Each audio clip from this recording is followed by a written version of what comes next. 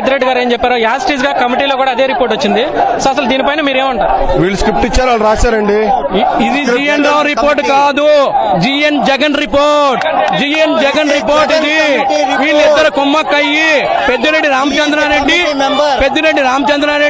విజయసాయి రెడ్డి, జగన్మోహన్ రెడ్డి ముగ్గురు వైజాగ్ లో కొన్న భూములకి రేటు తెప్పించుకోవడం కోసం ఆల్రెడీ అవినీతి కేసుల్లో పేకల్లో కూరుకుపోయి ఉన్నా కూడా భయం అనేది లేకుండా ఈ చట్టాలు నన్ను ఏమి చేయలేవు, నేనేం చేసినా కూడా ఎవరేం చేయలేరు, ఈ 5 సంవత్సరాలు నన్ను ఏం చేసింది ఈ చట్టం అని నిస్సిగ్గుతో ఈ రిపోర్ట్ తయారు చేయించారు. ఈ రిపోర్ట్ తయారు చేయించి ప్రజల మీద రుద్దడానికి, అమరావతిని నాశనం చేయడానికి. సింపుల్ క్వశ్చన్ అంటే, రేపు మీ పిల్లలు స్కూల్కి వెళ్తున్నారు, అమరావతి రాజధాని ఏదంటే మీరు ఏం చూస్తారు? యాజ్ ఏ రిపోర్టర్ గా మీరు చెప్పండి.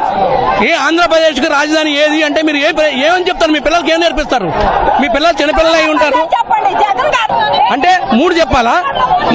ఇప్పుడు అమరావతి మీ మీడియా వాళ్ళు తిరిగారు, మొత్తం బిల్డింగ్లు ఇందా నిలిచి వచ్చి అసలు ఏముంది మా నాన్నగారిని తీసుకొని ఇన్ని బిల్డింగ్లు దాదాపు 50-60 టర్లు రెడీ అయి ఉన్నాయి, 18-15 అంతస్తుల పైన.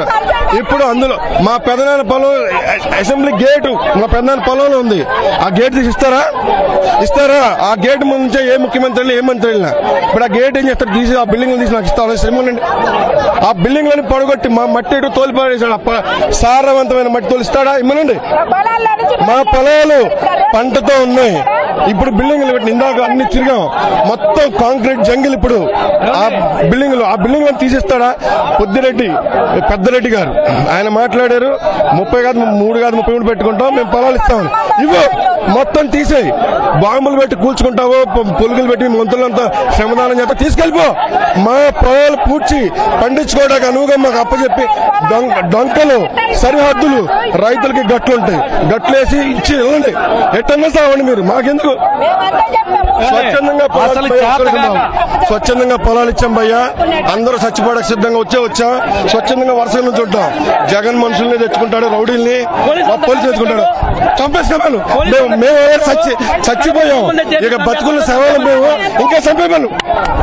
బతుకున్న శవాలు మా శవాల్ని కడప బాంబులతో చంపుతాడు, లేకపోతే పోలీసులతో ఫైరింగ్ చేసి చంపిస్తాడు. రేపటి నుంచి తెలుస్తాం. మా మీదుగా వాళ్ళు నడిచెళ్తారో చూస్తాం. మాకు ఎట్లాగూ రాజధాని లేదన్నాక మేము చచ్చిపోయాం. ఇక్కడ రాజధాని లేదు అన్నాక ఇక్కడ రాజధాని రైతులందరూ ఆల్మోస్ట్ అందరూ చచ్చిపోయినట్టే లెక్క. ఇప్పుడు మా శవాల నుంచి నడిచెళ్ళాలి ఆయన. రేపటి నుంచి తెలుస్తాం ఎట్లా వెళ్తాడు ఆయన. మేము ఇచ్చింది ఆంధ్ర రాష్ట్రం మొత్తం కోసం. ఈ రోజు ఎవరు మాట్లాడట్లా, పొలంలో వచ్చిన రైతులు ఒక్కరే మాదే కదా బాధ, మా పిల్లలు రోడ్లు పడేది. అసలు సింపుల్ గా ఒక్కటే ముక్కలో చెప్తున్నా, దీనికి పరిపాలన చేత కావట్లేదు. జగన్మోహన్ రెడ్డికి రూపాయి పెట్టుబడి లేకుండా ఇప్పుడున్న రాజధానిని ఏమి ₹1 ఖర్చు పెట్టుకోకుండా ఇప్పుడు నడుస్తుందా లేదా వ్యవస్థ? ఇలానే నడిపించు. నీ దగ్గర ₹10 ఉన్నప్పుడు ఒక బిల్డింగ్ కట్టుకో, లేకపోతే ఇట్లా నడిపించు. సింపుల్. ఏమండి, విజయవాడలో ఆల్రెడీ ఇరిగేషన్ డిపార్ట్మెంట్ సొంత బిల్డింగ్ లో నడుస్తుంది, ఎండోన్మెంట్ సొంత బిల్డింగ్ లో నడుస్తుంది, R&B సొంత డిపార్ట్మెంట్ నడుస్తుంది, DGP సొంతంగా నడుస్తుంది, అసెంబ్లీ సొంతంగా నడుస్తుంది, కౌన్సిల్ సొంతంగా నడుస్తుంది, సెక్రటరియట్ సొంత బిల్డింగ్ లో నడుస్తుంది, హైకోర్టు సొంత బిల్డింగ్ లో నడుస్తుంది, R&B బిల్డింగ్ లో 5 HODలు నడుస్తున్నాయి. 5 HODలు గవర్నమెంట్ డిపార్ట్మెంట్సే. ఇంకా 2 HODలు సరిపడా MT ప్లేస్ ఖాళీగా ఉంది. ఈ రోజు కూడా RTC కాంప్లెక్స్ పైన 2 ఫ్లోర్లు వేశారు. దాంట్లో anti corruption bureau, vigilance department, transport department, RTC ఆఫీసులు, అవి కాక ఇంకా నాకు తెలియని ఇంకా 2-3 డిపార్ట్మెంట్లు దాంట్లో నడుస్తున్నాయి. అది కాక ఎమ్మెల్యే క్వార్టర్స్ 80% కంప్లీట్ అయిపోయి ఉన్నాయి, MLC క్వార్టర్స్ అయిపోయినాయి, IAS క్వార్టర్స్ అయిపోయినాయి, IPS క్వార్టర్స్ అయిపోయినాయి, క్లాస్ 4 ఎంప్లాయీస్ అయిపోవచ్చున్నాయి, NGOs క్వార్టర్స్ అయిపోవచ్చున్నాయి. ఇవన్నీ గ్రాఫిక్స్ అంటున్నారు.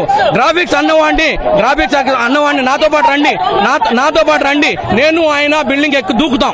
ఒకవేళ ఇద్దరం కానీ చచ్చిపోతే నిజమై, చచ్చిపోకుండా బతుకున్నారు గ్రాఫిక్. అది నాతో పాటు గ్రాఫిక్స్ అన్నవాడిని తీసుకురండి, ఇద్దరం బిల్డింగ్ ఎక్కుతాం, ఇద్దరం దూకుతాం. ఏంది నిజంగా కనుక బతికుంటే అది గ్రాఫిక్, వాడి కనుక చచ్చిపోయాడు లేదా కళ్ళు చదివి అనుకో అది గ్రాఫిక్ కాదు. రమ్మని మనం ప్రూవ్ చేయమనండి. ఈ రోజుకి ఒక మంత్రి కాదు, ఒక ఎమ్మెల్యే ఎవరు వచ్చి ఇన్ని బిల్డింగులు కట్టినా కూడా ₹1 అద్దె కట్టుకోకుండా మహా అయితే ఇంకో 10 డిపార్ట్మెంట్లు బయట ఉన్నాయి అంతే. ఆ 10 డిపార్ట్మెంట్ కు ఒక టవర్ కడితే ఆ 10 డిపార్ట్మెంట్ కూడా లోపలికి వస్తాయి. అది ఒకటి చేయమనండి అంతే.